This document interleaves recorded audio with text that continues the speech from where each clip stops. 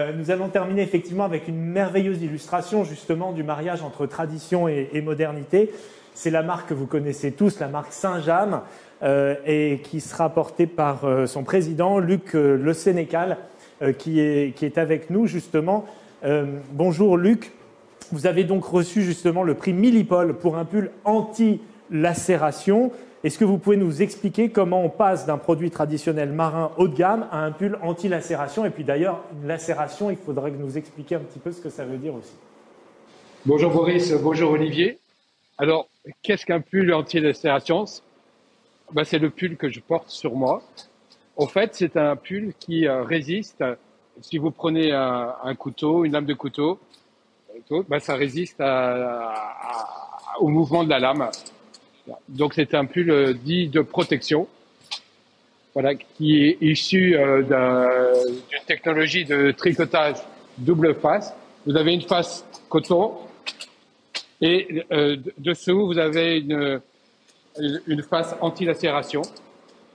Voilà, donc c'est un pull que nous avons développé, nous avons mis 3 ans pour le développer. Il fait l'objet d'un brevet.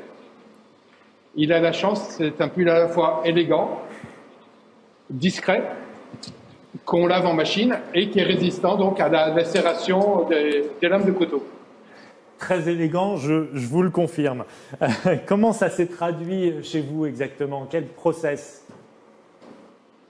Alors, au fait, on a une équipe de R&D à la fois dédiée à Saint-James pour la mode textile. On a 20 personnes.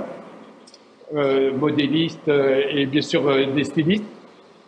Et puis pour le côté protection, on a mis en place un tricoteur qui a travaillé sur les fils, sur la technique, avec la personne du modéliste. Il faut savoir que Saint-James réalise à peu près 5% de son activité avec la Marine nationale, l'armée de terre, l'armée de l'air.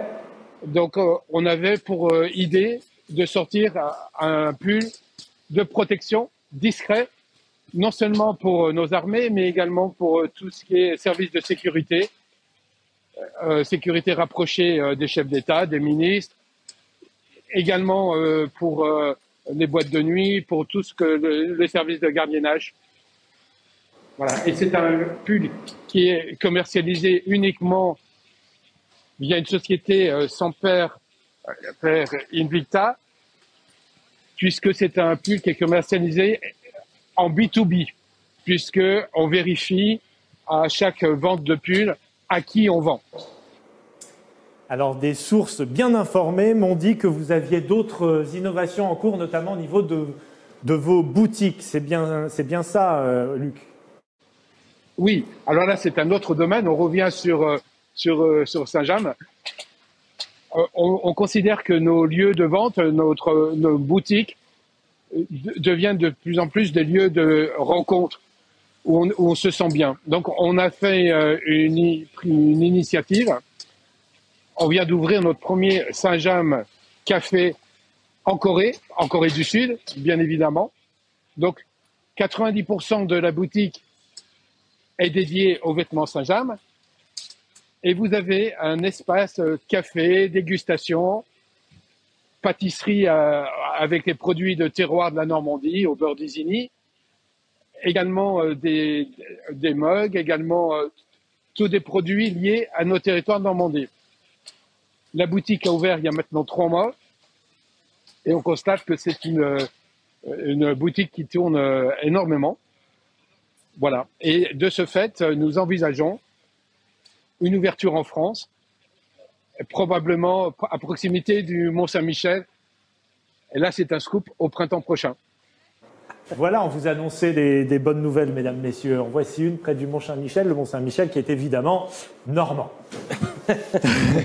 Alors, Luc, est-ce que vous avez d'autres projets aussi motivants à nous annoncer? Écoutez, nous venons de voir la collection automne-hiver 2024 et elle est magnifique.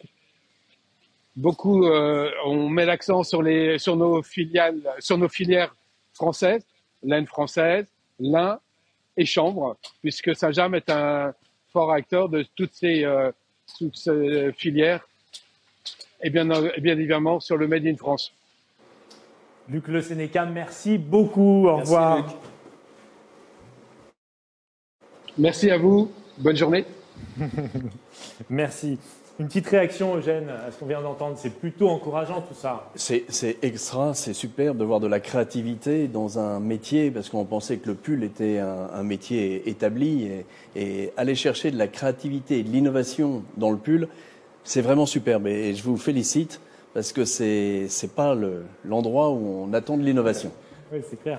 On ira, non, François, au café au Mont-Saint-Michel. Oui. Puis il faudrait peut-être que je le mette en relation. On a les buralistes, on a les torréfacteurs, à la CPME, il doit y avoir les céramistes.